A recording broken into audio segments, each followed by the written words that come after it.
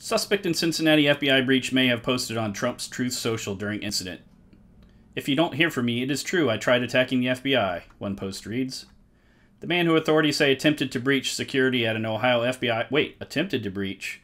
The Cincinnati FBI breach. Suspect in the Cincinnati FBI breach. Attempted to breach. Ohio FBI office. Thursday morning may have been posting messages to former President Donald Trump's Truth Social site, even as he was engaged in an attempted incursion. The man who was shot and killed after the standoff that lasted much of the day was identified to the Associated Press. Law enforcement officials said he was believed to have been present at the January 6th last year. A USA Today review of online postings by the account in the name shows the account had recently posted angry reactions to news of the FBI raid on Trump's Mar-a-Lago, Florida home. The same account posted during or just after the incursion at the FBI, appearing to describe the man's efforts. Well, I thought I had a way through the bulletproof glass, and I didn't. If you don't hear from me, it is true I tried attacking the FBI, and it'll mean either I was taken off the internet, the FBI got me, or they sent the regular cops while the post apparently ended mid-sentence. The Ohio State Highway Patrol said Thursday that the armed man attempted to breach the FBI's visitor screening facility about 9 a.m. There's that word again, attempted.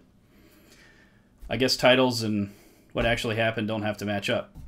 After an alarm and response by special agents, the suspect fled.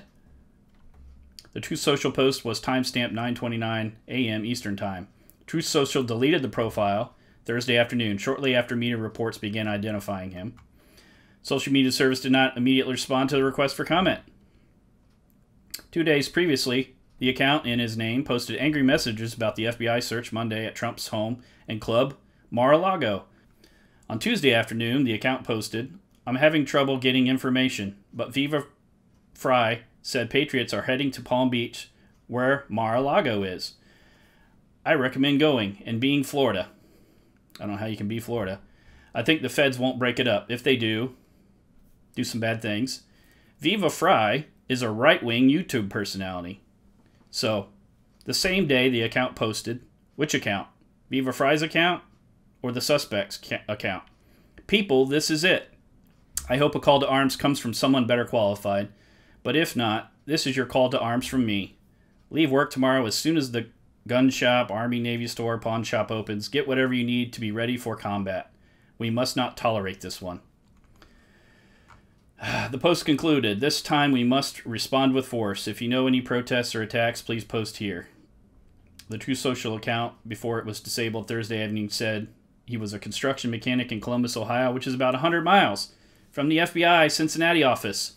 Wait a minute, I thought we were hinting that Viva told him to go to Palm Beach. Palm Beach in Cincinnati, Ohio, Columbus, Ohio. Cincinnati's probably about 1,000 miles from Palm Beach, maybe 900. The Truth bio also suggested he was in the Capitol on January 6th and made reference to Ray Epps, a man at the center of a conspiracy theory. "I tried to explain to Epps that it would only make sense to go into the building if they approved the fraudulent votes," the bio reads. He was not charged in relation to the insurrection, according to a USA Today effort to track those prosecutions, and does not appear in any Justice Department index of prosecutions. The Twitter account in the name with a photo of the man who closely resembles the photo in the Truth Social profile was also suspended on Thursday evening. Oh, so he had a Twitter account? Where he was posting on a leftist social media platform. So he wasn't only posting on Truth Social with that former President Donald Trump started. Threats after an FBI raid. FBI Director Christopher Wray defended the Bureau Thursday against a new wave of threats in the aftermath of Mar-a-Lago's search and an attempted breach of Bureau offices in Cincinnati by an armed man. Unfounded attacks on the integrity of the FBI erode respect for the law, rule of law, and are grave disservice to the men and women who sacrifice so much to protect others. I don't think that you can equate people's distaste with the rule of law being abused by the FBI with violence. But this is another example. Don't give people any reason to think that you're any kind of crazy loon that's going to take up arms. You know, do your actions through your Congress through your elected officials, and certainly giving your opinion and saying that you think that the FBI is corrupt is not a reason to lump you in with people that would use violence and threats of violence. And I certainly don't think that Viva falls into that category. I think it's pretty ridiculous the way they have these statements, and they bring him up, then they bring him up again with, you know, the right-wing YouTube personality in parentheses. I think this is a case of USA Today, who is one of those arbiters of what's true or not. You know, they're the ones that they're part of the ability to put up a wall that says, hey, this person's post is improper information, it's fake news, it's a lie. They're able to put those tags on there and then link to their articles, even though they might be commenting on someone that they're competing with in the news space.